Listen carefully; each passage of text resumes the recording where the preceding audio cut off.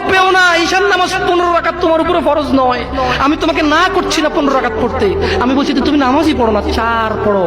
এই 4 রাকাত ঈশা না পড়লে তুমি মুসলিম নও, 3 রাকাত মাগরিব না পড়লে তুমি মুসলিম নও, 4 রাকাত আসর না পড়লে তুমি মুসলিম নও। দেখো আমাকে দোষ দিও না, বুখারী খোলো, সালাত অধ্যায়ে যাও, আযান অধ্যায়ে যাও। আল্লাহর নবী বলেছে তারা ওরা কাফির, ওরা মুশরিক, ওদের আর আমি মুহাম্মদুর রাসূলুল্লাহ সাল্লাল্লাহু আলাইহি ওয়াসাল্লামের উম্মতের মধ্যে পার্থক্য হচ্ছে নামাজ।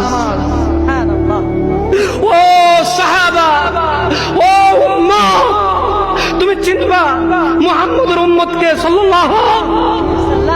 ও আমার উম্মত, তুমি কি আমার উম্মতকে চিনতে চাও?